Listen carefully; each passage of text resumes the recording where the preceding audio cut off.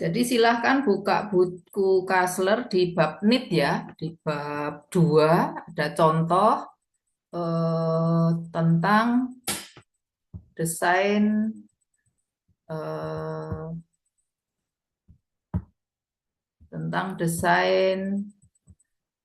knalpot. Apakah problemnya? Problemnya adalah knalpot itu selama ini yang ada mudah keropos. Mengapa mudah keropos? Karena ada air hasil pembakaran.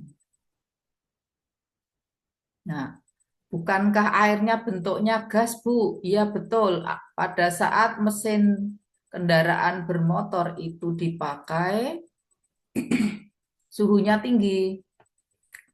Ya, jadi suhu di knalpot itu tinggi, maka airnya akan berbentuk uap air. Namun ketika kendaraannya atau mesinnya berhenti, maka suhunya akan turun dan selanjutnya airnya mengembun. Nah, air inilah yang akan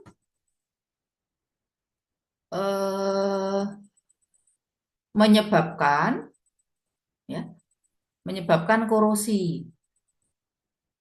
Nah, apakah solusinya? Solusi yang ditawarkan adalah memberikan adsorben ini, memberikan penjerap air di dalam knalpot. Nah, pertanyaannya adalah berapa jumlah adsorben yang harus diletakkan di dalam knalpot? Ya, kita akan mencari spesifikasi berapa jumlah ya, jumlah adsorben. Nah, untuk bisa mencari jumlah adsorben ya, untuk bisa mencari jumlah adsorben, maka kita harus menghitung jumlah airnya dulu ya. Jumlah air di dalam knalpot ya. Baru menghitung jumlah adsorben yang digunakan. Oke. Baiklah, untuk itu mari kita buat neraca massanya ya. Neraca massanya ya pertama kita harus nuliskan reaksi kimianya. Baiklah, saya buat dulu ini. Saya buat lembaran dulu. Share-nya malah hilang sebentar.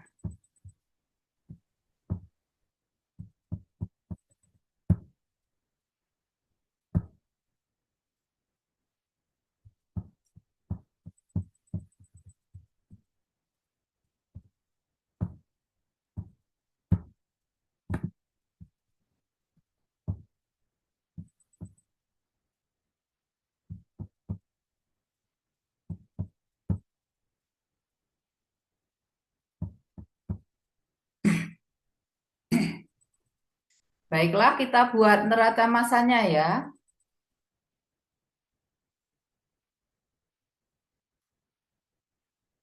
Nah, jadi kita tulis reaksinya dulu.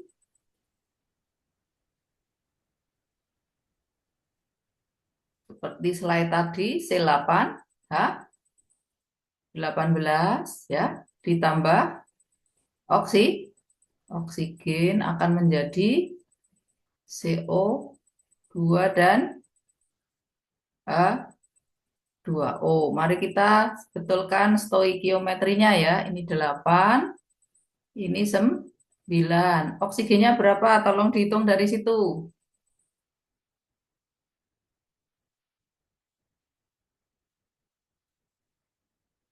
Halo, berapa oksigennya?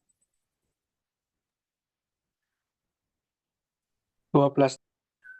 Hah? Di sebelah kanan ini ada berapa O-nya? Ini 16, ini 9. Berapa jumlah total? 12 25. setengah kali 2 ya. Nah, jadi ini mula-mula ya. Ini satu. Nah, di itu O2-nya ekses. Eksesnya berapa kemarin? Atau di modul 10%. Berarti di sini dihitung berapa? 1,1 kali 12 setengah. Tolong dihitung, Mbak. 1,1 kali 12 setengah berapa? Kalkulatornya ditaruh, dipakai ngitung. Yuk, Aril berapa Aril? Udah ngitung belum? 1,1 kali 12 setengah. Basit berapa? Udah ngitung? 13,75, tiga Bu. belas koma tujuh lima 13,75. Ini yang digunakan ya, yang bereaksi dianggap sempurna. Berarti bahan bakarnya habis. Ini satu. Oksigen yang bereaksi berapa kalau begitu? Berapa Sinta? 12,5, Bu. 12,5. Ininya 8, ini 9 ya, sesuai stoikiometri. Kita hitung sisanya sekarang. Habis ya, karena asumsinya adalah asumsi bahan bakarnya habis. Ya, berarti ini 13,75 dikurangi 12 setengah, 1,25, Bu. 1,25, ini 8, ini 9. Baiklah, sekarang nitrogennya berapa? Karena udara itu terdiri dari N2 dan O2. Ini 79%, ini 21%. Maka berapa jumlah N2? Kita akan menghitung sisa pembakaran. Berarti N2-nya sama dengan 79 dibagi 21 kali 13,75. Tolong Mbak dihitung. Mbak Sofia bisa ngitung pakai kalkulator. Yuk Mbak, tak tunggu di sini. Mbak Sofia, 79 dibagi 21 kali 13,75. Yuk hitung, agak cepat. 51, 5, 51,726. 72 ya. Ini satuannya mol nggih. Nah, berarti O2-nya sisa sudah ada di sana 1,25, CO2-nya sama dengan 8, H2O-nya 9. Tolong dijumlah semua mahasiswa untuk menentukan persennya. Ini molnya ya. 60 sekian ya. 60 atau 70? 69,97, Bu. Oke, sekarang dipersenkan ya, Mbak. Yuk, Mbak Ocha. N2-nya berapa Mbak Ocha?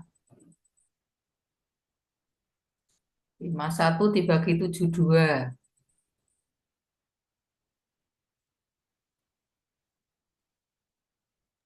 73,9, Bu. Oke, oksigennya berapa persen? Yuk, yang lain menghitung agak cepat.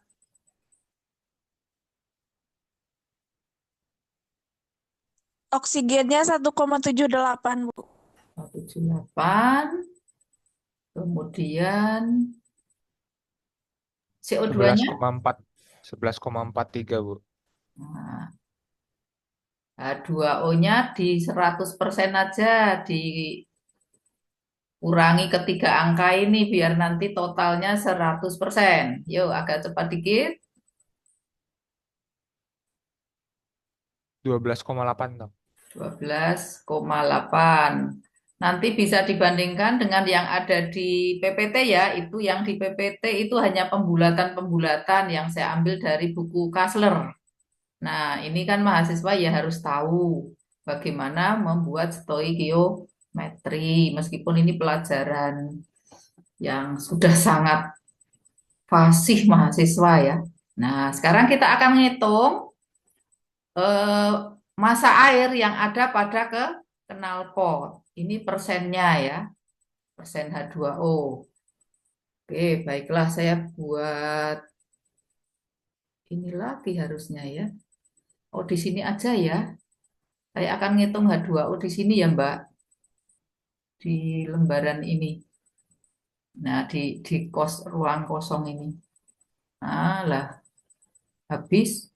Nah, jadi asumsinya di sini saya tulis ya.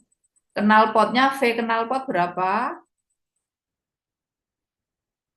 Knalpot. Total knalpot 5 liter ya. Nah, kemudian ruang kosongnya sudah ada di PPT itu 70%. Berarti V-nya sama dengan V ruang kosong ya, sama dengan 70% kali 5 liter sama dengan 3,5 liter.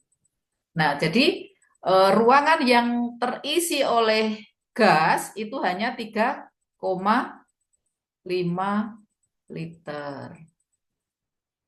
Oke, sekarang kita akan ngitung massa H2O ya. Massa H2O pada keadaan STP aja ya. Masih ingat kalau STP itu 1 mol berapa? 1 mol gas sama dengan berapa? Setara dengan 22,4 liter. 22,85.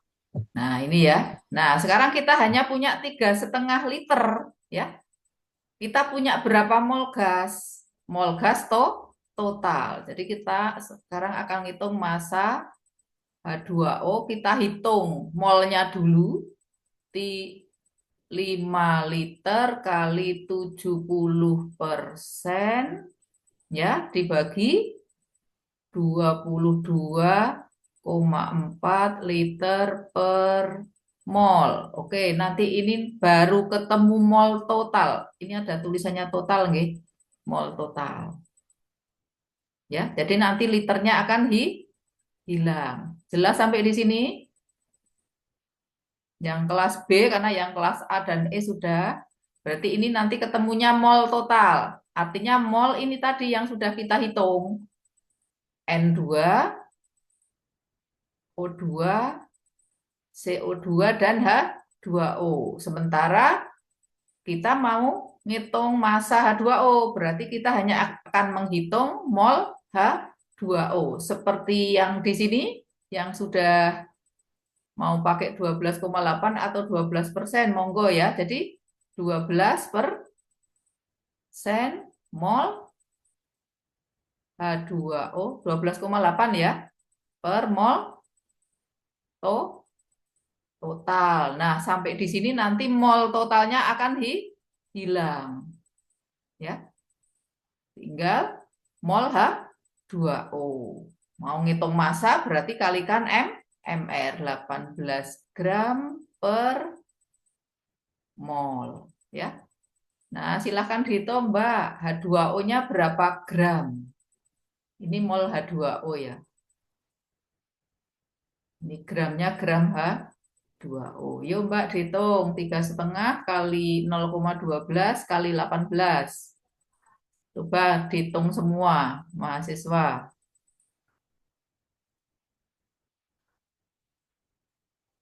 Berapa gram H2O di dalam knalpot 3,5 liter?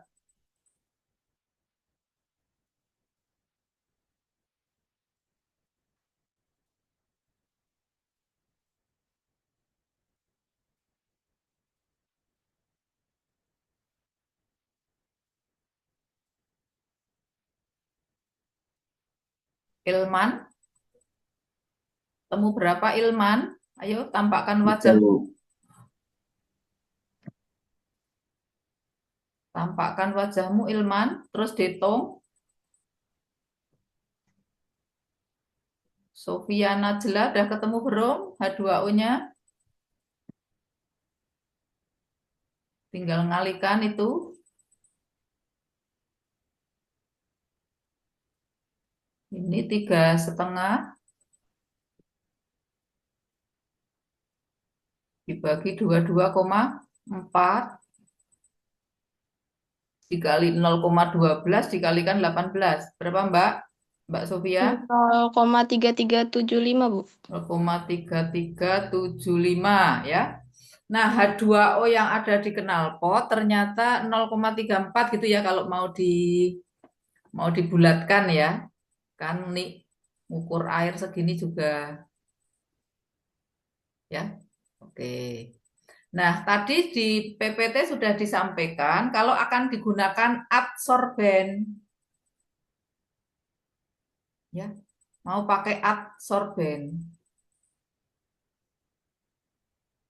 untuk menyerap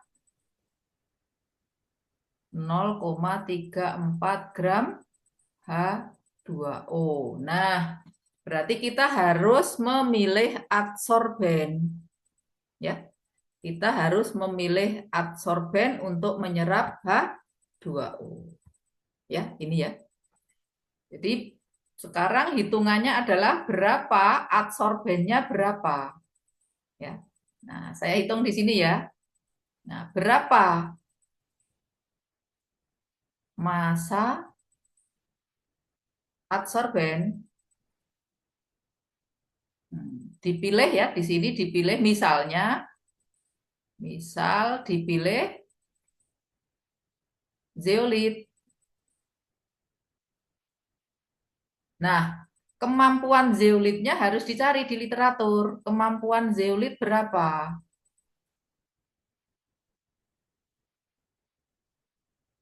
Ya, misalnya kalian boleh cari literatur. Ya, kemampuan zeolit misalnya menjerap 1 gram atau 2 gram ya, 2 gram H2O per 100 gram zeolit. Coba dihitung. Berapa masanya? Yuk Mbak, dihitung. Kalau punya kemampuan seperti ini, massa zeolitnya berapa? Yuk, semuanya menghitung. Deva Dwianta, yuk. Airnya 0,34 gram. Kalau kemampuan zeolitnya mampu menyerap 2 gram H2O per 100 gram zeolit, berapa massa zeolitnya? Oh, atau siapa yang sudah ketemu? Salsabila. Sudah ketemu belum? Iya, Mbak. Ini hanya 31 mahasiswa sampai jam Mbak Hilwa. Ketemunya berapa, Mbak? Yuk, tak tunggu. Atau yang sudah ketemu, Mbak Sinta. Tampakkan wajahmu, Mbak Sinta. Sinta 105 udah ketemu berapa massa zeolitnya? 34 gram, Bu. Kemampuannya 2 gram H2O per 100 gram zeolit. Hitungannya dari mana kalau ketemu 34 gram? Yuk, sudah beda ya. Beda dengan yang saya tulis di PPT. Harus dihitung Berarti dulu. 17 ya, Bu? 17, Bu. 17 ya, karena ngitungnya gimana? 0,34 gram H2O kemudian diserap oleh zeolit yang punya kemampuan 2 gram H2O per 100 gram Zeolit. Ya toh ini H2-nya hilang toh. 100-nya naik jadi 17 gram zeolit. Gitu ya. Nah, ada pertanyaan sampai di sini. Itu namanya contoh membuat apa? Contoh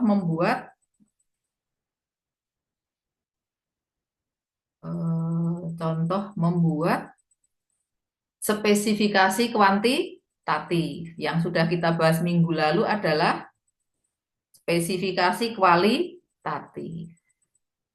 Ada pertanyaan? Ibu tak absen sebentar. Lupa tadi. Mahasiswa juga absen, Ibu juga absen.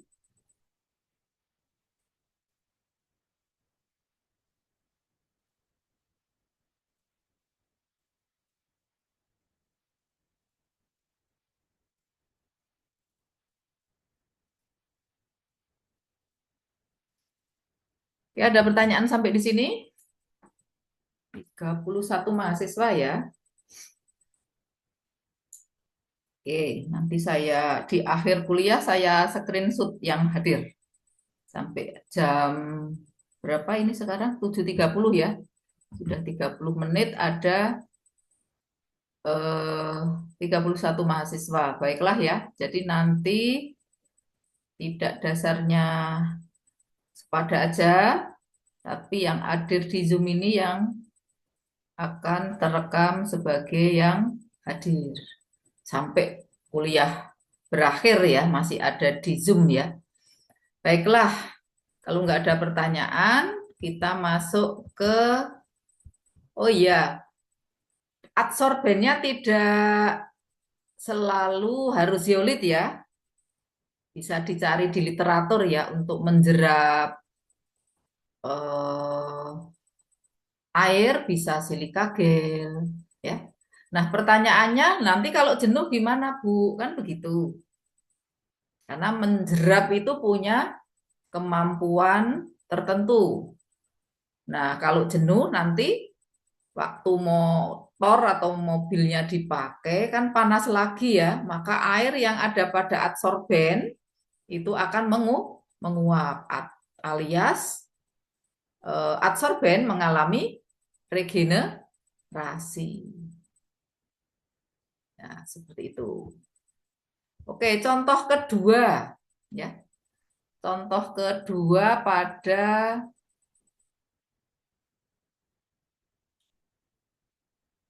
Nah, sekarang ini alat ya. Ini baru contoh alat itu baru sekarang ya. Kan contoh-contoh yang sebelumnya selalu bahan ya. Ada lem ya. Yang pertama contoh lem, yang kedua contoh cairan atau larutan penghilang salju gitu ya. Nah, kemudian yang baru saja adalah adsorben begitu ya. Nah, sekarang kita akan belajar ini ada membuat alat kalau ini ya, mau membuat alat penjernih air, pemurni air, nggak cuma penjernih ya ini ya. Untuk siapakah alat ini ya? Namanya kan selalu ditanyakan pada customernya ya, alat penjernih air untuk siapa ya? Di contoh ini adalah alat penjernih air untuk surveyor misalnya ya, bekerja di alam bebas. Petualang ya boleh, surveyor ya boleh ya. Nah, kalau di alam bebas membutuhkan air minum, misalnya surveyornya ke hutan gitu ya. Nah, masa kerjanya tidak sehari 2 hari gitu ya. Apakah ya harus gendong air bergalon-galon ke hutan gitu ya? Kan menyulitkan. Maka ada ide membuatkan alat ya yang bisa menghasilkan air yang bisa diminum. Air yang bisa diminum ya ini targetnya ya. Nah, jadi airnya dari mana? Air dari alam. Ya, mengandung pengotor berupa padatan gitu ya. Padatan terlarut dan tidak Dan ada kemungkinan ya ada pula toh mengandung zat-zat yang tidak bisa dilihat, bakteri, virus gitu ya. Nah, maka kita akan membuat spesifikasinya gitu ya. Nah, sebelumnya kita sudah belajar melakukan interview ya, melakukan interview untuk menanyakan kepada konsumen keinginannya apa. Ini adalah hasil wawancaranya seperti ini ya Mbak dan Mas. Hasil wawancaranya seperti ini.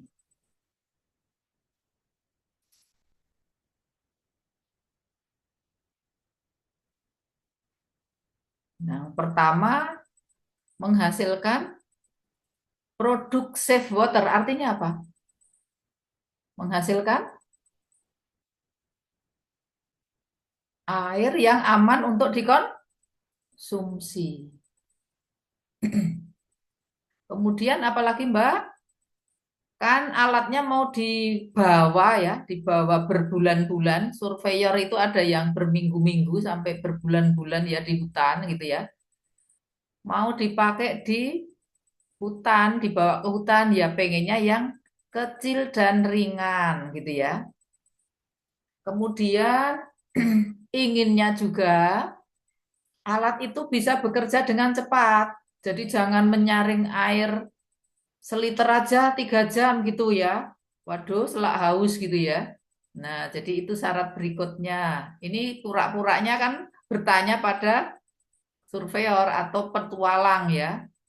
Nah, berikutnya ini keinginan semua orang. Ya alatnya nggak sekali pakai buang dong Bu. Alatnya long lifetime, artinya nanti bisa digunakan dan awet ya, bisa dipakai dan dipakai lagi. Lanjut ya. Apalagi wong neng hutan itu raono listrik gitu ya. Nah, tidak memerlukan sumber listrik. Apalagi Bu, murah. Ya toh, kemarin kan nah ini nanti harus dikelompok-kelompokkan toh menjadi esensial, desirable, useful ya. Nah, menghilangkan bau ya. Nah, ini adalah hasil wawancaranya. Kemudian kalian diminta membuatkan spesifikasi kuantitatif dari alat water purifier. Tidak sekedar menjernihkan ya kalau di kasus ini harus air siap minum. Mari kita lihat ya. Nah, mari kita lihat.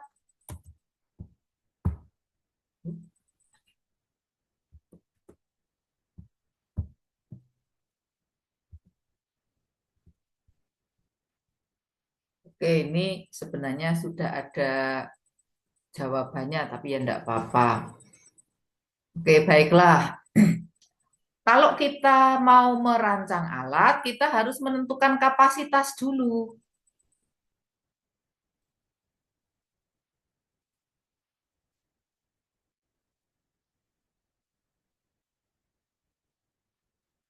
Nah, alat ini harus bekerja menghasilkan air seberapa, ya.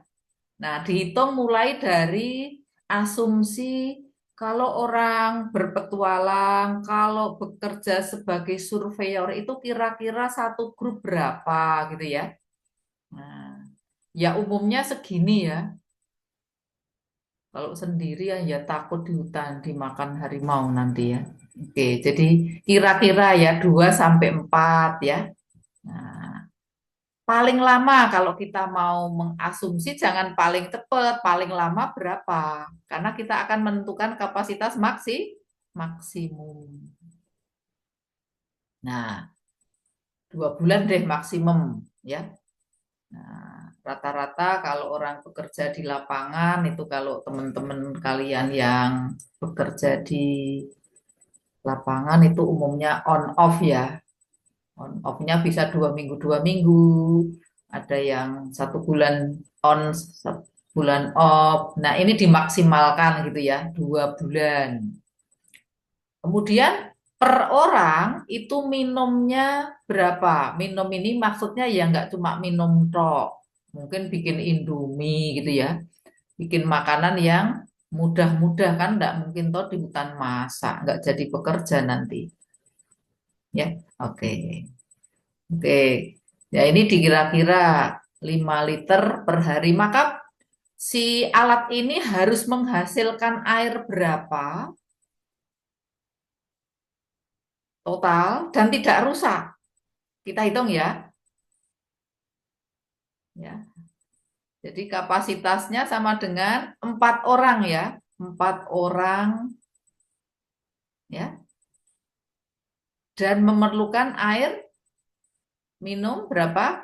5 liter per orang per hari. Gitu toh Mbak ngitungnya. Kemudian totalnya 60 hari. Mari kita coret harinya. Kita coret orangnya. Jadi totalnya berapa Mbak? Dihitung dari situ. 60 kali 5 itu 60 kali 5 itu 300 ya. 300 kali 4 itu 1.200 liter.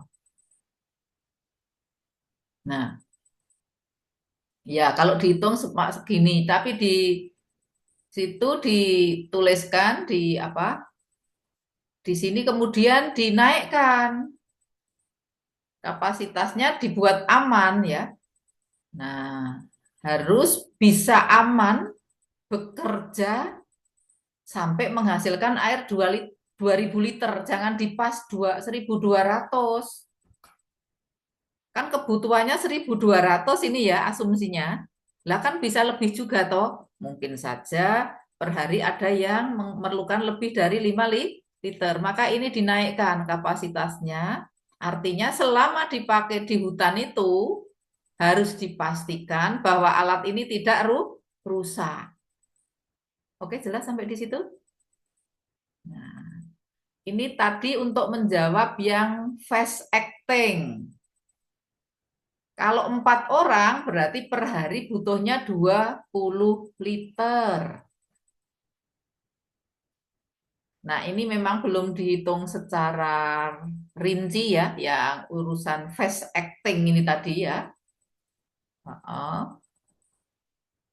Ya, harusnya kalau merancang harus membaca literatur. Umumnya kecepatan alat untuk menghasilkan air itu berapa? Di sini diasumsikan 1 liter per menit. Ya, cuma ini ya nggak asumsi asal asumsi saja. Baca literatur gitu ya. Nah, ya agar cepet, mosok ya 1 liter 1 jam gitu kan, ya ulah kapan minumnya. Oke, jadi harapannya seperti itu. Yang ketiga kan tadi harus apa Mbak? Ringan toh tadi, small and ringan itu bahasa Inggrisnya apa ya? Ibu lupa ya. Light and small, ya. Nah, nah ini maunya ya ini dikira-kira ya, ya dibayangkan. Nah, beratnya 1 kilo saja, wong mau digendong itu ya, di ransel itu dibawa kemana-mana. Waktunya pengen minum kopi, langsung bikin sebentar. Waktunya minum, bikin Indomie akan membuat sebentar gitu ya. Jadi cukup kecil saja gitu ya. Nah, tadi kan produce safe water ya yang pertama. Harus menghasilkan air yang aman untuk diminum. Ya, ini menjawab safe water. Nah, alat ini harus mampu menghilangkan hampir 100%, 99,99 bakteri ataupun protozoa yang kemungkinan ada di air di hutan gitu ya. Agar memproduksi apa? Air yang aman, nggak cuma air bersih, air yang aman untuk diminum. Harga? Ya, harga Nanti bisa dicek alat-alat yang sudah ada gitu ya. Alat-alat yang sudah ada itu kira-kira ini harganya Pak Kasler ya, pasti pakai dolar. 100 dolar itu kalau dirupiahkan berapa Mbak? Mbak Sofia? Sedolar sekarang berapa? 16.000. 16.000. Ada kerusuhan naik nggak dolarnya? Kurang tahu, Bu. Ya, misalnya 20.000 ya, 20.000 kali 100, 2 juta. 2 juta, 2 Bu. Nah, juta, Bu. masih murah ya. Oke. Alat ini harus bisa digunakan di tempat-tempat surveyor petualang bekerja. Jadi harus bisa bekerja pada ketinggian sampai 7.000 meter. Harus bisa bekerja kalau di dataran tinggi berarti kalau naik berarti tekanannya akan turun, bisa sampai 0,33 atm loh ya. Kalau di tempat tinggal kita di dataran ini kan kira-kira satu ya, kira-kira satu toh ya di Yogyakarta ini ya. Nah, seperti itu adalah spesifikasi yang diperlukan ya. Nah, kemudian bisa kita ringkas. Ini kan sudah dihitung toh ya, tuliskan spesifikasi water purifier yang diinginkan. Ini sudah saya tuliskan ya. Harusnya ini yang nulis mahasiswa. Ini dulu juga saya tulis gara-gara pandemi. Kemudian spesifikasinya terus saya jawab. Nah, inilah spesifikasi yang diinginkan. Ada pertanyaan? Nanti ada tugas sudah saya upload linknya di apa? Di Spada, baik kelas B, kelas E maupun kelas A ya. Tugas untuk NIT ya. Tugasnya ada 2 nomor. Tugas yang pertama itu silahkan wawancara dengan teman-temannya ya di apa? Di tugas itu saya tuliskan jika Anda seakan-akan telah melakukan wawancara, ya nanti bisa diwawancara. Seakan-akan ya mau wawancarai diri sendiri ya boleh, mau wawancara dengan teman-temannya ya boleh ya. Di tugas nomor 1 hasil wawancaranya di list kemudian nanti dibuat di ranking menjadi apa? Esensial. Masih ingat Mas Ilman? Desirable, kemudian useful. Useful. Ya, nomor 2 juga demikian, tapi boleh wawancara, boleh cari di literatur. Yang soal nomor 2 juga membuat spesifikasi, tapi deterjen tablet. Ya, ya silahkan cari ilmunya ya kalau deterjen tablet ya.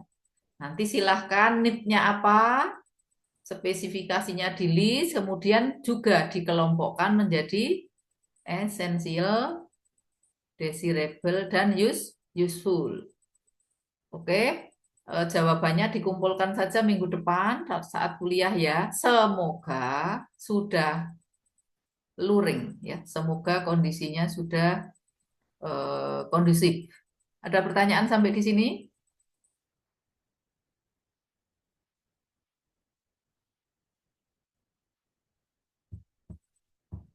Enggak ada. Nah, saya stop share dulu. Saya mau absen yang kedua, mau tak foto.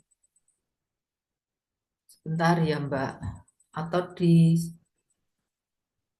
sebentar. Silahkan wajahnya dipajang. Hanya 31, berarti ini ada 2 layar ya. 2 layar, silahkan wajahnya diperlihatkan. Saya akan screen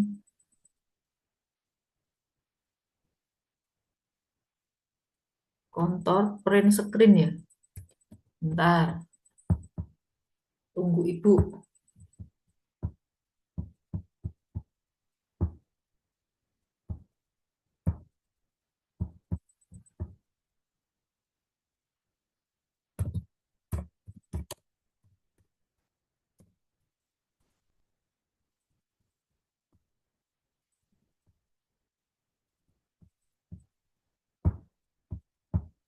Layar kedua, bentar.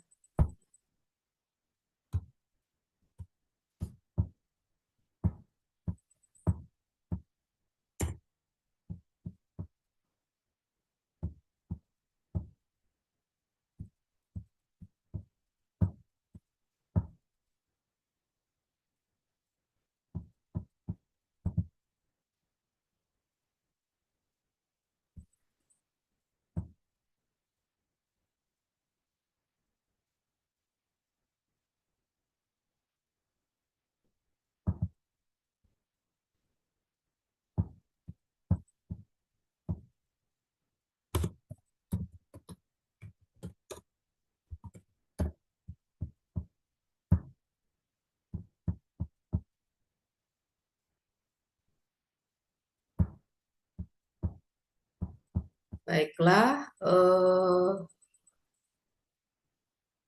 bagian NEET itu sudah selesai ya.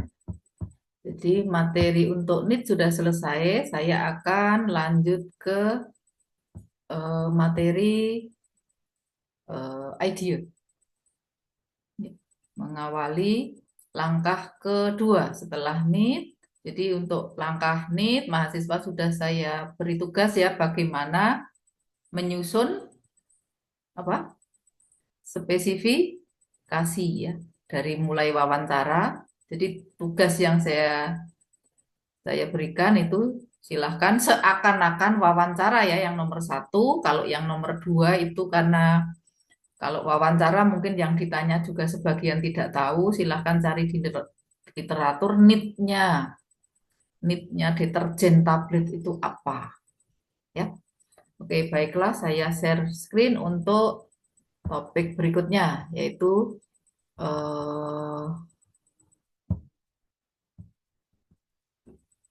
idea ya. Jadi saya akan share screen untuk materi berikutnya. Share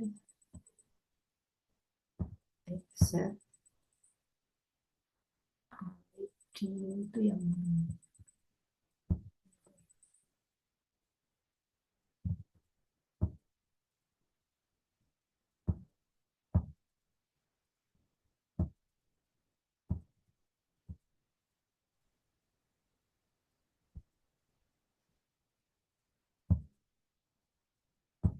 Bentar, kayaknya ada gangguan.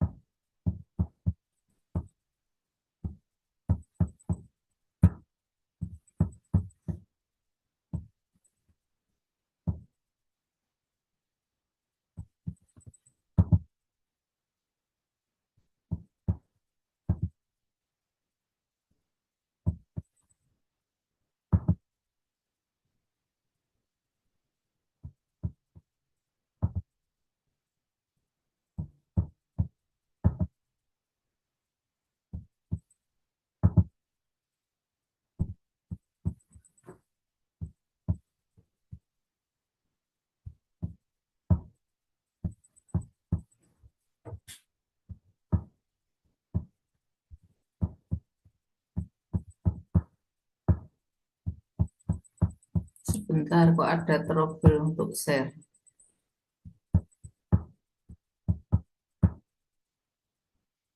Mahasiswa, apakah share saya sudah bisa dibaca idea judulnya? Sudah, Bu. Sudah, Bu. Baiklah. Ini banyak cerita lagi nih ya, masuk ke idea ya. Banyak cerita lagi.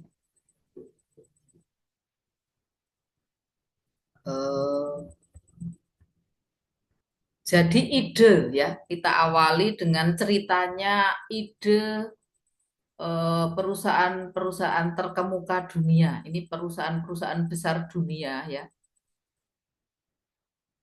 Dari mana ide diperoleh? Dan berapa ide yang diperlukan untuk mendapatkan satu saja produk yang sukses di pasaran? Yang saya tuliskan di sini ini menuliskan yang ada di bukunya Pak Kasler ya. Jadi di sini menceritakan tentang Pak Kasler ini mencari tahu ke perusahaan-perusahaan terkemuka dunia. Ya. Satu, perusahaan DuPont. Mahasiswa tahu perusahaan DuPont itu ahli di bidang apa? DuPont. Kalau beli panci teflon itu kan ada mereknya DuPont gitu ya. Ada yang dari DuPont ya. Pernah Mbak Sofia pernah memperhatikan atau yang lain? Nah, DuPont ahli di bidang polimer. Ya, perusahaan DuPont salah satunya dia leading ya.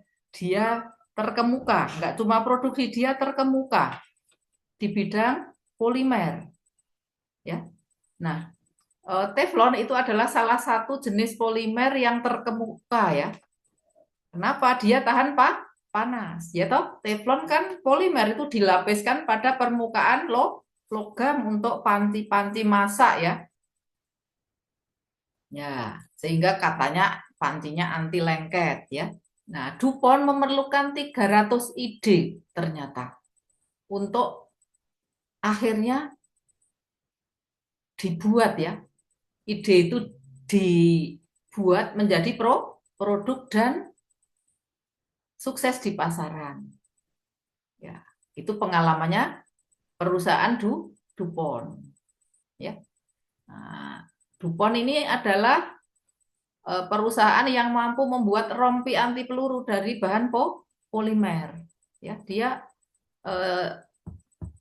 juaranya polimer dunia ini ya, DuPont ini ya. Oke. Kemudian beda lagi dengan perusahaan 3M. Mungkin mahasiswa tahu perusahaan 3M itu perusahaan apa? Mbak Kaila? Adib? 3M. Itu perusahaan apa? Kalau Anda ke toko alat-alat tulis, itu kan banyak sekali produknya 3M ya. Ya. Jadi produk-produk stationery itu salah satu yang leading di dunia adalah 3M. Nanti ada tulisannya 3M ya di produk-produk tersebut. Contohnya double tape dan sebagainya. Itu pun orang Indonesia ya ora iso gawe lo ya. Itu dari Amerika lo yo.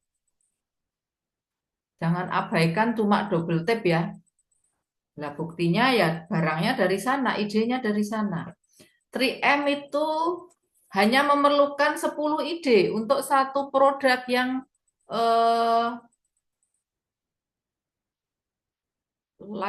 laku keras di pasaran. Ya. Sementara itu perusahaan Zeneca itu produsen apa? Produsen alat-alat kesehatan Zeneca and Pfizer. Ya. Kalau waktu pandemi itu salah satu vaksinnya yang memproduksi adalah Zeneca ini ya. Zeneca memerlukan 100 ide untuk satu produk yang sukses di pasaran. Kalau begitu kesimpulannya apa Mas Adep dari kalimat-kalimat ini tadi? Mungkin dari berbagai produk itu memiliki ide atau mengumpulkan ide yang kuantitasnya berbeda-beda, Bu. Dilihat mungkin tadi ada yang 10, ada juga yang 100. Jadi bisa bermacam-macam. Yo, yang lain. Mas Wisnu, apa? Mas Wisnu Ganendra. Apa kesimpulannya? Dari ini human sources of idea.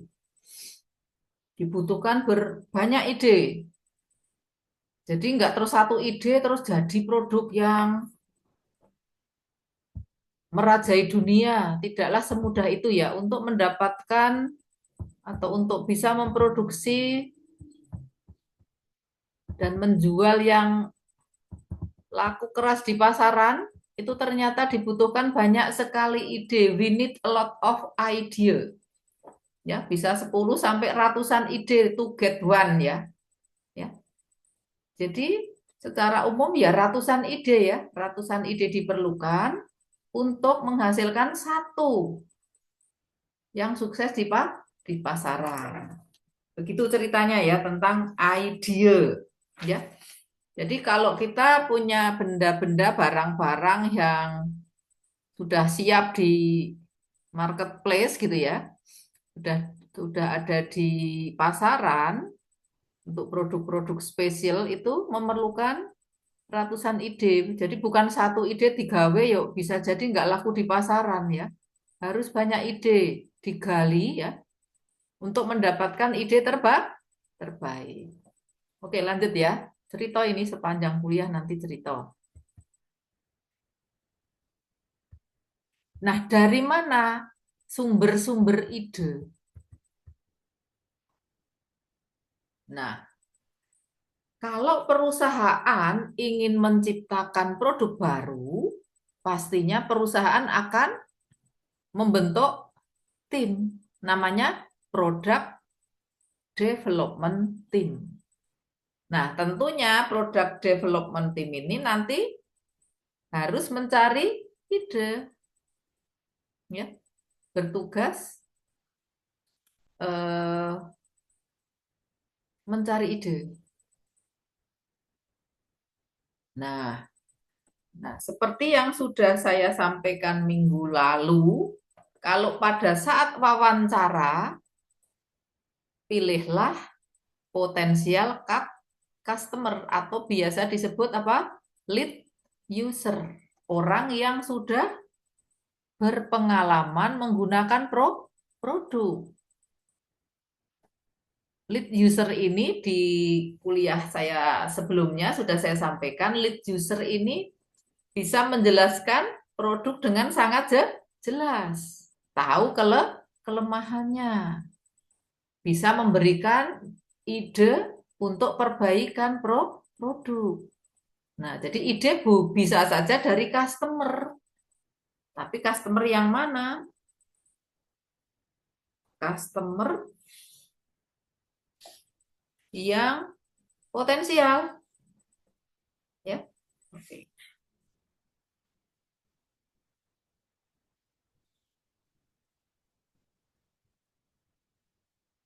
Kemudian ide bisa dicari dari mana-mana ya. Bisa dari literatur, dari jurnal, dari paten, dari internet apapun bisa dicari. Zamannya sudah sedemikian terbuka ya. Terus dari mana lagi? Ya kalau belum dapat juga gitu ya, mesti ngundang ahlinya gitu ya. Ya, mesti. Misalnya ini ya, produk development team sudah, tapi kok merasa belum cukup gitu ya. Bisa mengundang ahlinya, produk ekspor, ahli di bidang tersebut. Bisa pula mengundang private inventor. Bisa pula mengundang konsultan. Ya, ini makanya di bidang teknik produk itu peran konsultan itu sangat besar. Oke, kalau ini ngomong-ngomong profesor. Profesor itu ahli sih ya, tetapi untuk menciptakan produk baru belum, tidak selalu. Ya. Di sini profesor memang dia ahli ya. Tapi profesor itu lebih ke interest and in education ya. Jadi ya memang profesor umumnya kritis menghadapi permasalahan ya. Profesor itu umumnya kritis. Namun demikian tidak selalu yang namanya profesor itu adalah good inovator. Ya, menganalisa masalah sangatlah pintar, tetapi menciptakan ide-ide baru belum tentu. Maaf ya Pak Profesor dan Bu Profesor, di sini tertulisannya di bukunya Pak Kasler begini loh ya. Dia bilang profesor itu poor inovator atau miskin inovasi. Ya, tapi itu tulisannya di buku loh ya. Saya nggak bilang gitu loh yo. Nanti dimarahi Bu Profesor saya ini ya. Oke, jadi seperti itu. Sekarang kita lanjut dengan langkah-langkah mengumpulkan ide. Nah, mengumpulkan ide kan ya perlu diskusi toh ya Mbak dan Mas. Jadi akan ada sesi brainstorming atau curah gagasan. Seluruh anggota tim harus berkumpul. Ya, harus diagendakan ini ya, diagendakan. Pada saat brainstorming, selain anggota tim, bisa kalau mengundang konsultan sekaligus dimasukkan ke dalam brainstorming ini. Kalau mengundang expert juga dimasukkan sekalian. Nah, kan sudah dijadwalkan ya, jangan cuma sekedar ngomong-ngomong, enggak, ini dijadwalkan dan dipersiapkan. Artinya undangannya harus tertera apa agenda hari tersebut ya, sehingga tidak rugi waktu gitu ya. Karena memang maunya curah gagasan, jadi yang maka didiskusikan sudah harus disampaikan. Kita mau mendiskusikan apa gitu ya. Nah, jadi tidak usul tapi nggak ada ujungnya ya. Ya. Nah, jadi yang harus diperhatikan ini all group discuss the same topic. Jadi topiknya ditentukan, jangan ngalor ngidul. Ya. Nah, generate idea freely artinya silahkan mengemukakan ide itu bebas. Idenya aneh-aneh ya enggak apa-apa, dicatat saja. Nanti harus ada yang mencatat, yang menotulenkan ya. Jangan cuma ngomong-ngomong tapi tidak ada notulensinya, tidak ada dicatat. Jadi ini aneh-aneh enggak apa-apa, sampai misalnya yang tidak masuk akal pun boleh. Encourage eccentricity ini ya. Mengemukakan ide bebas. Nanti akan kita contohkan ide-ide yang aneh-aneh ya. Nah, encourage eccentricity. Mungkin saja ide itu saat brainstorming ini belum masuk akal, enggak apa-apa. Catat aja. Mungkin 10 tahun lagi, 50 tahun lagi, ide si aneh ini sudah bisa dibuat ya. Ide itu nanti boleh macam-macam aneh-aneh gitu ya. Oke, ya. Seperti itu. Kemudian barangkali di dalam grup itu kan dalam sebuah company ya, dalam sebuah perusahaan. Kemungkinan ada juga masuk di grup itu adalah di grup brainstorming ini adalah pemilik perusahaan. Nanti nggak boleh si pemilik perusahaan itu merajai diskusi, bukan, nggak boleh. Ignore ownership. Semua boleh mengemukakan pendapat, semua boleh mengemukakan ide freely ya. Oke. Ada pertanyaan sampai di sini?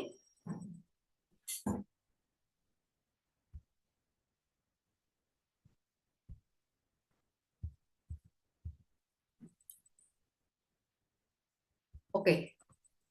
Jadi dalam proses brainstorming, dalam proses solve problem itu ada di buku Kassler itu ada style ya, ada style, ada adaptor, ada inovator, ada champion. Ini sudah saya Sudah saya ringkaskan di sini. Biasanya ya enggak. Ini memang pernah saya buat karena ngezoom aja ya. Inovasi. Inovasi itu kan berarti penemu baru ya. Ya, ada yang tipe-tipenya itu inovator ya. Penemu baru itu teorinya dikit tapi prakteknya banyak gitu ya. Kasarannya gitu. Ada pula yang tipe-tipe adaptor. Oh, sudah ada ya. Seperti artinya adaptor kan menganalogikan dengan yang telah ada. Jadi mau memperbaiki dari yang telah ada. Kalau seperti itu, apakah adaptor lebih unggul? Tidak. Tidak selalu. Nah, namun demikian kebanyakan yang produk yang dibuat sekarang itu lebih banyak yang model yang adaptor, bukan model yang inovator. Lah, lebih penting yang mana, Bu? Ya dua-duanya penting. Inovator ya penting, adaptor juga penting. Gitu ya. Kalau champion, Bu, champion itu yang penting jadi gitu ya. Nggak ada istilah adaptor atau inovator gitu ya. Nah, sampai apa ya? Sampai jam berapa ini? Oh, masih lama, masih jam 8.11. Seperti tadi sudah saya sampaikan, nanti akan banyak cerita ya. Oke. Kemudian dari hal-hal yang sudah kita sampaikan tadi, ya, secara umum ya. Jadi ide ini kan dicari dari sini toh. Mencari ide tadi kan bisa ini toh ya, dari product development team, dari user, dari literatur. Ini kan mencari ide secara umum. Mencari ide secara umum. Nah, pada kesempatan ini akan saya sampaikan ide yang sudah polanya itu sudah tertentu. Polanya sudah spesifik. Ini punyanya orang farmasi. Kalau orang teknik kimia nggak ada. Nggak ada pola khusus, nggak ada. Ini punyanya orang farmasi ya. Yang orang farmasi itu pola idenya seperti ini. Pola idenya sudah terpola.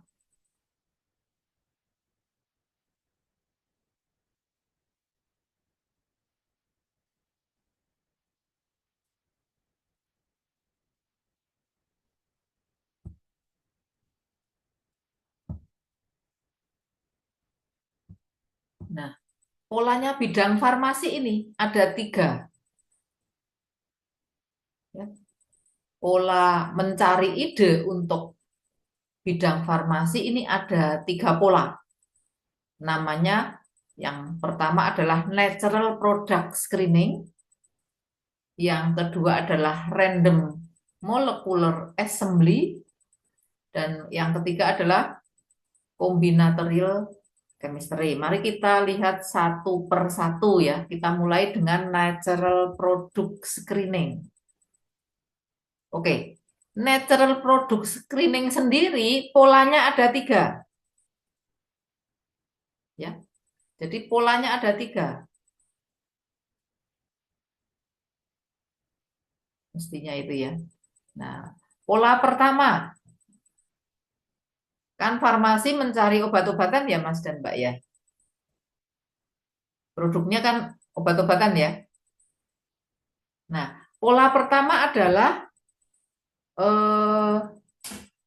mengisolasi, mengekstraksi dari natural product.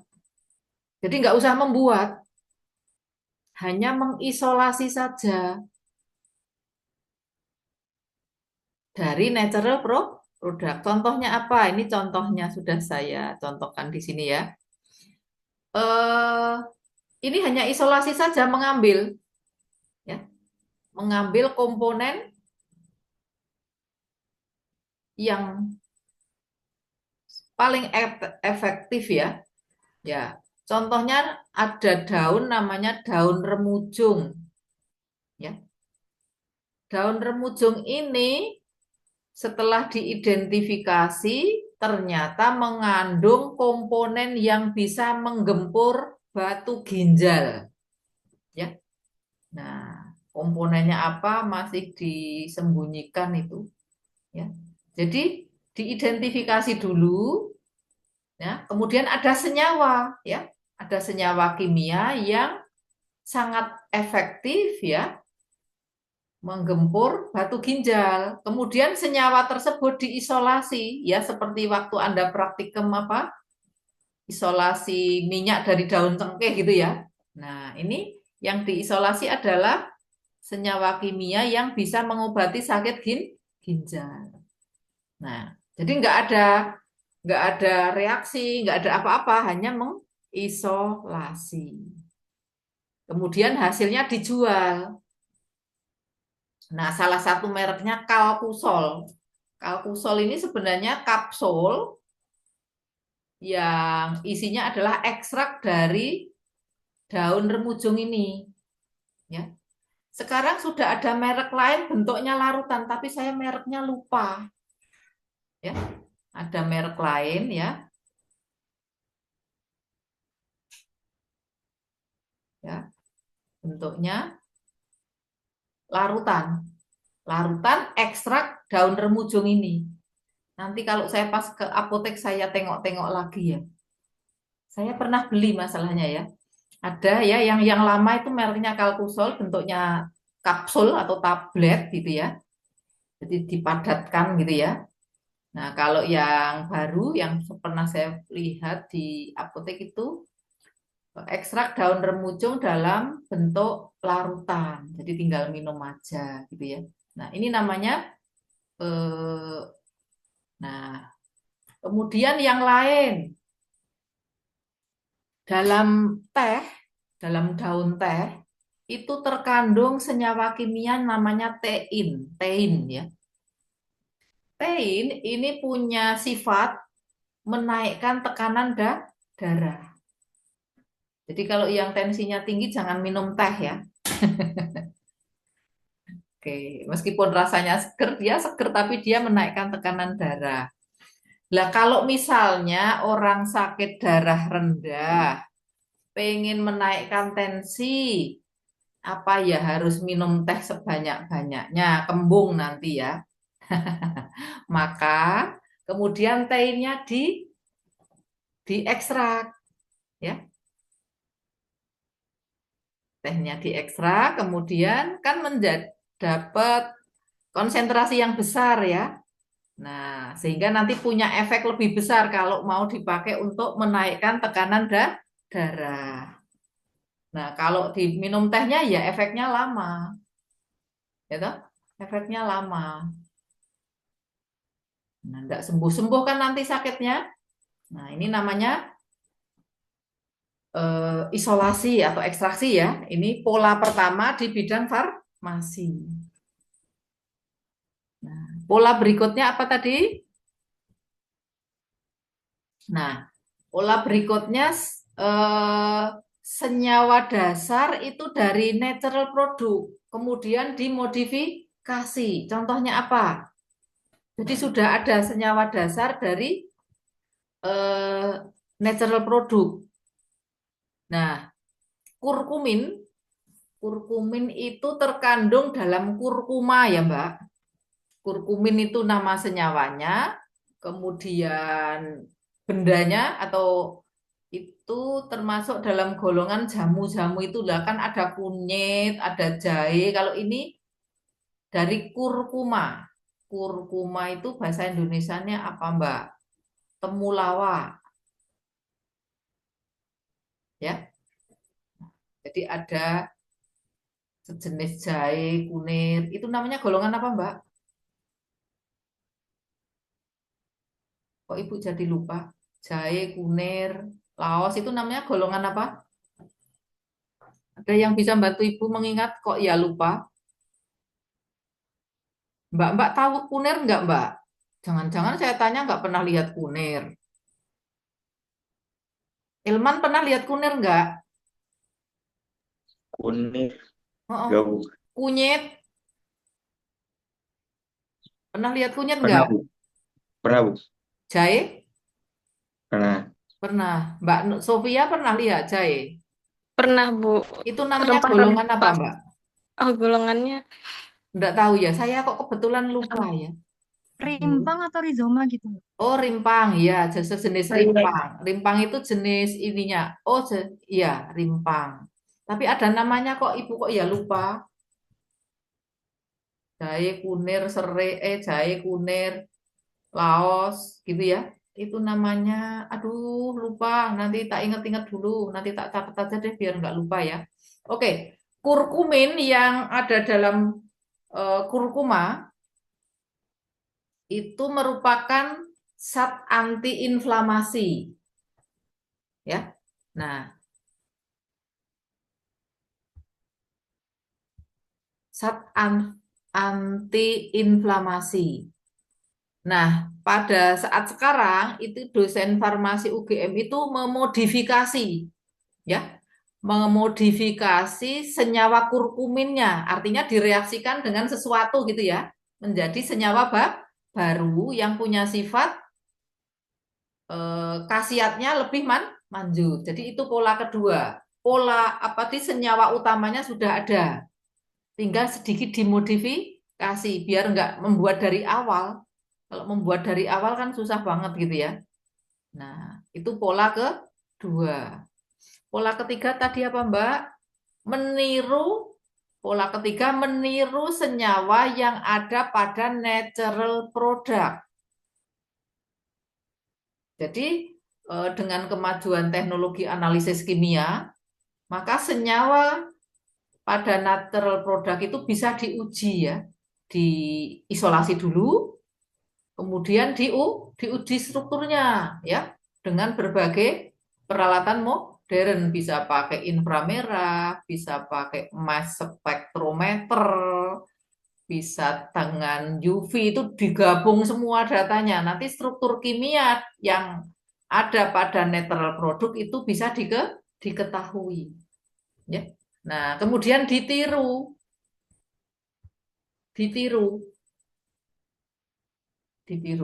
Oke. Sekarang kita contohnya ini bukan obat ya, ini contohnya parfum saja. Parfum bunga melati gitu ya. Kok bisa membuat parfum dengan aroma bunga melati dengan harga yang sangat murah? Iya, karena itu sintesis. Nah, cara membuatnya adalah struktur kimia dari komponen minyak bunga melati itu diketahui dulu. Strukturnya seperti apa, kemudian dibuat tiruannya. Ya. Nah, jadi dasarnya adalah struktur kimia dalam natural produk kemudian ditiru. Nirunya nggak harus persis katanya ya. Nggak harus persis. Dan nanti kalau yang ahli itu, yang sintesis itu akan punya aroma yang berbeda dengan yang asli. Kenapa kok ditiru, Bu? Karena kalau asli dari natural produk mahal sekali. Coba perhatikan ini. Bunga melati itu bisa diperoleh dari bunga melati cuma 0,01%. Jadi kalau 1 ton bunga melati itu berapa? Ini 1000 kilogram ya. Ketemu berapa minyak bunganya? Yuk, silakan hitung. 0,01/100 kali 1000 kilogram. Berapa, Mbak?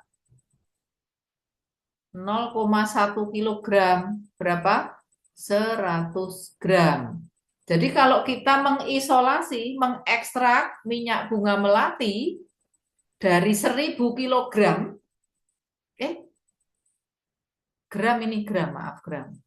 Dari 1000 kilogram atau 1 ton, itu hanya diperoleh ini 100 gram.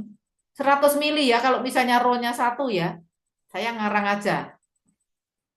Ya, ya 1000 kilo itu dihasilkan dari kebun bunga seberapa luas? 1 ton loh ya.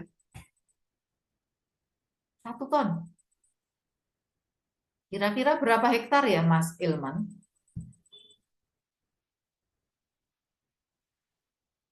1 hektar itu 1000 kilo. Nah, bayangkan 1000 kilo hanya dapat 100 mili. Betapa mahal harga minyak bunga melati asli, mahal banget gitu ya. Nah, makanya, nah kok itu pada murah Bu? Iya, karena itu kebanyakan adalah sintesis, karena sudah diketahui rumus kimianya. Yang bikin baunya kayak bunga melati itu senyawa apa? Ya, kemudian dibuat besar-besaran di tabung reaksi. Itu akan lebih murah ya. Oke. Ada pertanyaan? Ya. Contoh-contoh lain yang meniru ini adalah rasa buah-buahan ya. Ya kan? Rasa anggur, rasa nanas semua sudah ada sintetisnya. Ya toh kalau Anda membeli jus jeruk yang katanya asli, kenapa sebotol harganya cuma berapa itu? 10.000. Enggak mungkin bukan? Itu kalau jeruk asli sekilo itu diperos jadi seberapa itu ya? Itu baru namanya asli. Makanya kalau ada iklan pakai bulir-bulir jeruk asli itu apa ya? Yuk kafe asli ya bener. Bulir-bulir jeruknya ya ada. Tapi tidak semua komponen dalam jus jeruk, jus oren itu ya. Kemudian full asli 100% adalah buah jeruk. Ya. Nah, sebagian pasti dia adalah perasa jeruk buatan. Memang dicampur dengan jeruk asli. Begitu. Ini sudah ya yang natural product screening punyanya bidang farmasi ya. Ini ada 3 pola. Ya.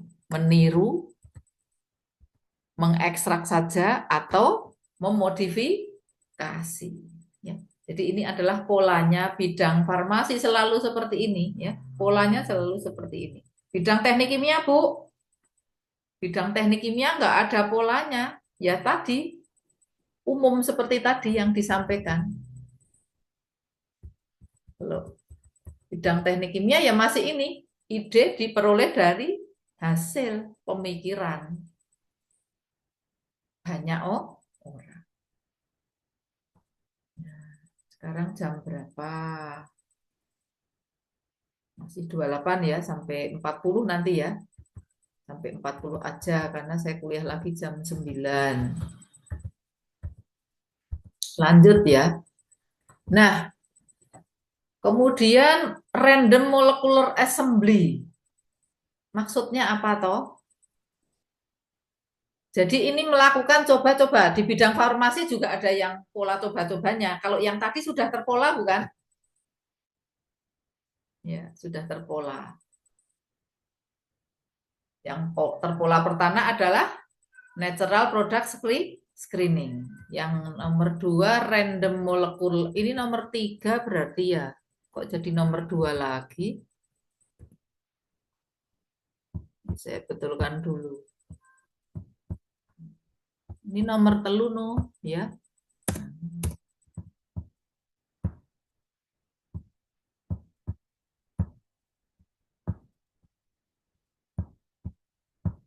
Sesuai dengan namanya random molecular assembly, itu ya terjemahan bebasnya kan coba-coba ya, coba-coba bebas aja ya. dilakukannya random, tidak terpola, ya, tidak terpola. Misalnya ya kalau orang teknik kimia kan ya suhu dinaikkan, coba hasilnya bagaimana, tapi nggak ada polanya. Konsentrasinya dinaikkan, coba nanti hasilnya bagaimana, gitu ya. Nah, itu polanya coba. Nah, kalau mau terpola namanya combinatorial chemistry. Jadi percobaan dilakukan secara sistematis. Mau variabelnya berapapun bisa dicoba ya. Nah, ini saya hanya nyontohkan sedikit saja ya. Polanya, variabelnya ada 2 di sini ya, Mbak. 2. Suhu dan konsentrasi. Mungkin suhunya mau berapa? Namanya level ya. T1, T2, T3 itu level berpola dia. Sistematis. Konsentrasinya juga dicoba 3 level. Konsentrasinya 5%, 10%, 15%, itu namanya level. Suhunya 3 level, misalnya suhunya 60, 70, 80. Kalau kedua variabel ini kita coba dan berpola sistematis, maka akan ada 9 eksperimen. Ya. Nah, ini sudah saya matrikskan ya. Dicoba pada C1T1, ya. Dicoba pada C2T1, dicoba pada C3T1 dan seterusnya. Jadi total, kalau mau ngitung total percobaannya adalah level pangkat variabel. Jadi 9. Itu baru 2 variabel loh ya. Kalau 3 berapa jadinya? 3 level, 3 variabel, 3 pangkat 3. Jadi berapa, Mas? 27 percobaan. Lah kalau 4, Bu, 4 variabelnya 4. Ya 3 pangkat 4. Berapa, Bu? 27 kali 3. Berapa, Mas? 81 dan seterusnya ya. Nah, boros dong, Bu. Iya, enggak dulu ya. Oke.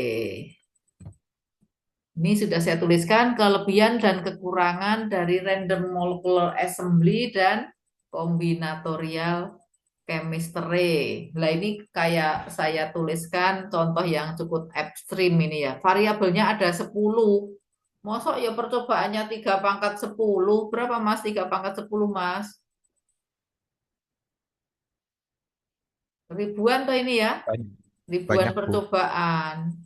Nah, ini contoh ekstrim saja. Kalau menggunakan combinatorial chemistry memang betul sistematis, cuma biayanya besar. Ya.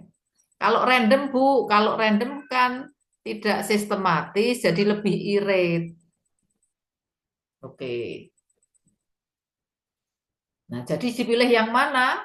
Nanti akhirnya ini jadi kalau sudah di lapangan dua-duanya akan dikerjakan ya, baik sistematis maupun random. Nanti pakai perasaan juga. Ya. Nah, jadi ini kesimpulannya kalau di bidang teknik kimia itu enggak ada pola yang sudah tertentu seperti di bidang farmasi. Ya. Oke, jadi harus membuat pola sendiri. Setiap kasus ada polanya sendiri. Ada pertanyaan dulu sampai di sini? Kalau saya contohkan cukup enggak ya waktunya?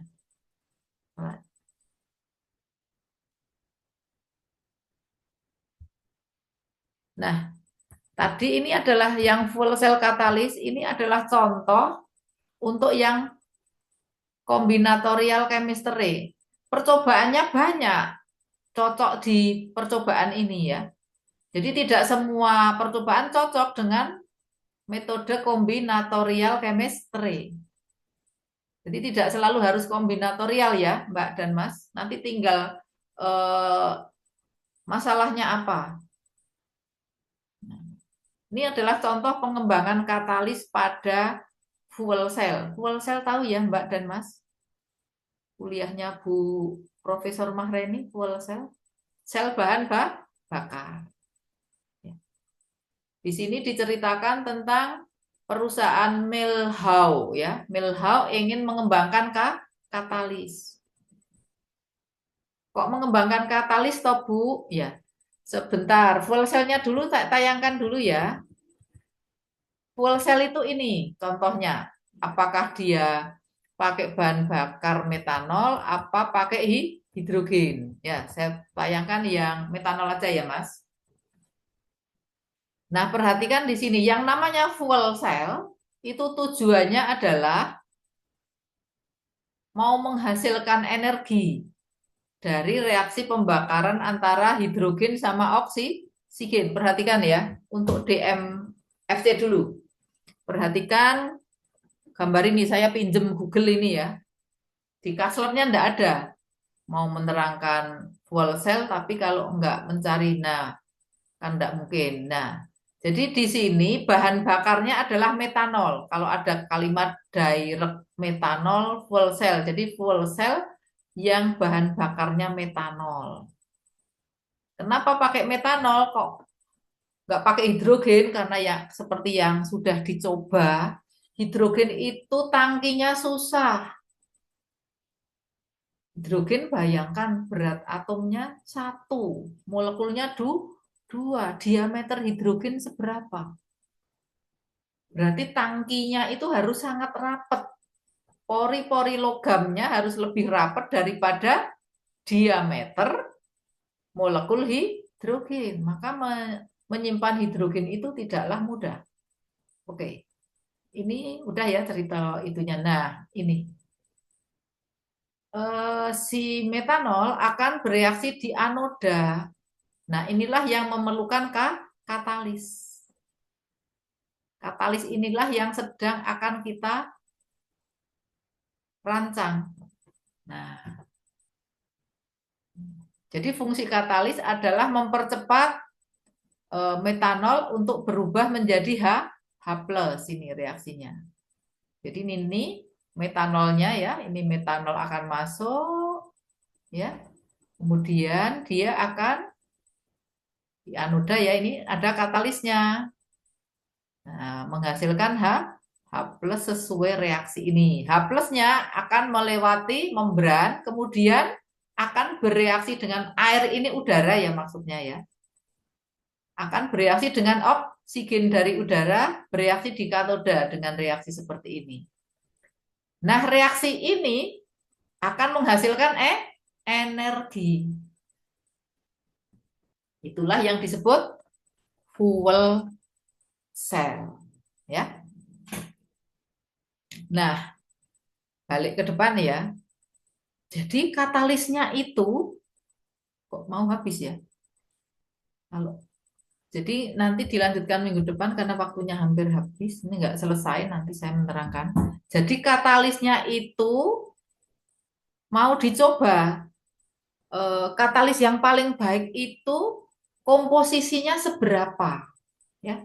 Nah, katalis itu basicnya terdiri dari PTRU. Ya. Tapi katalis PTRU ternyata efisiensinya rendah karena energinya 25% hilang. Maka pengen dibuat katalis dengan menambahkan aditif untuk memperbaiki katalis. Ya. Nah, itu problemnya. Nanti kita akan lanjutkan minggu depan ya yang ini karena waktunya hampir habis, nanti nanggung nggak selesai. Jadi untuk kelas ini sampai di fuel cell katalis. Kalau jam saya itu sekarang jam 8.40, tinggal 5 menit ya, takut nggak selesai nanti. Nanti kalau nggak selesai saya harus ngulang minggu depan. Jadi saya hentikan dulu di sini ya untuk kuliah hari ini.